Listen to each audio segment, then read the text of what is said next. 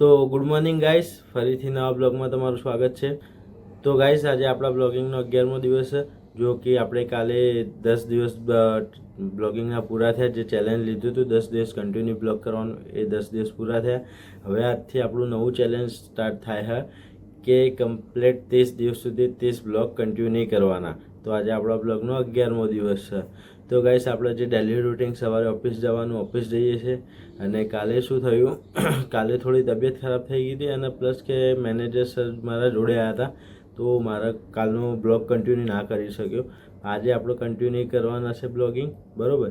તો બનાવી રહેજો બ્લોગ પર. અને પાછળનો બ્લોગ ના જોયો તો આવી ગયો આપણી ચેનલ પર, જોઈ શકો છો. તો ગાઈસ, થઈ ગયા ફ્રેશ, હવે નીકળીએ છીએ ઓફિસ જવા માટે. 7:30 થઈ રહ્યા છે, ફટાફટ નીકળીએ. આજનો મોસમ જો ખાલી મસ્ત. મને લાગ્યું રાતે વરસાદ આવે, પણ રાતે વરસાદ આવ્યો નતો. મસ્ત સુરત દાદા બહાર નીકળી ગયા. મોસમ જો ખાલી આજનો, ને આપણી મસ્તાની ઊભી. અને આપણું હેલ્મેટ બાઇક પાછળ જ લગાવ્યું હતું, કારણ કે કોઈકે આપણને રિક્ષામાં મૂકવાનું ના પાડ્યું હતું. કારણ કે રિક્ષામાં મૂકવાનું તો અંદર કોઈ જીવ જંતુ જનાવર ઘૂસી જાય, સાપ, તો ના પાડ્યું હતું કે અંદર મત લગાવવાનું. તમે નહોતું લગાવ્યું, જોઈ લો. આપણે બાઇક સ્ટાર્ટ કરીએ, હેલ્મેટ પહેરીએ અને ફટાફટ નીકળીએ ઓફિસ જવા માટે. ત્યાં નાસ્તો અમદાવાદમાં કરીશું આજે. તો ગાઈસ, આપણે તૈયાર થઈ ગયા, હવે નીકળીએ ફટાફટ, મળીએ અમદાવાદની અંદર.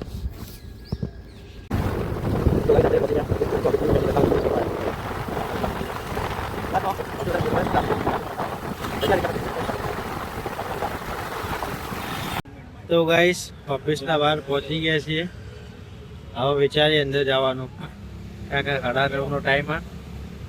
હજી તો 9 વાગે આવી ગયા, 9:20 થાય. જઈએ, હવે ટાઈમ થઈ ગયો. 15 મિનિટનો વાર છે, તો અંદર જઈએ, એડલ મીટિંગ અટેન્ડ કરીએ, પછી ફિલ્ડ પર નીકળીએ. રાહુલભાઈ આપણા જોડેથી, બરોબર. રાહુલભાઈ, પટ્ટી વડાપાવનું શું કહેવો? પટ્ટી વડાપાવ ખાધો તમે? મજા આવી ગઈ ને? સોસ આથી લાલ સોસ હતો ને? મજા આવી ગઈ. લાલ સોસ વાળો ખાવાનો મજા આવે.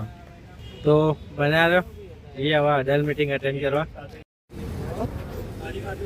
તો ગાઈસ, ઓફિસથી નીકળ્યા. તો ગાઈસ, નરોડા પહોંચી ગયો. નરોડા કસ્ટમરને વિઝિટ ખતમ કરી, જમવા આવી ગયો. તો જમી લઈએ ફટાફટ.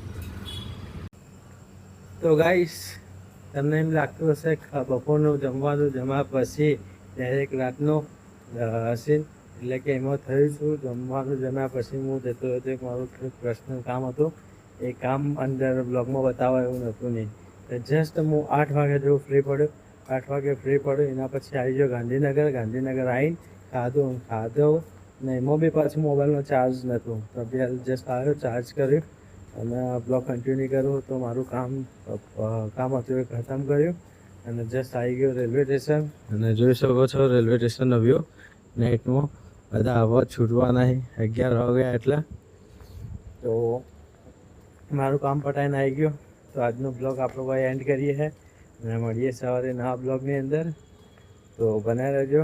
અને આ થોડું પર્સનલ કામ હતું, થોડું પર્સનલ, તમે સમજી શકો, બરાબર? એટલે બતાવવા એવું હતું નહીં. તો થઈ ગયું, કામ પતાવીને આવી ગયો ને જસ્ટ હવે આવી ગયા. તો ફ્રેશ થઈ ગયા. ફ્રેશ થઈ અને શું હા, કારણ કે ઊંઘ પૂરી નહીં થતી, ઊંઘ પૂરી કરવી છે. રૂજો આરામથી મસ્ત.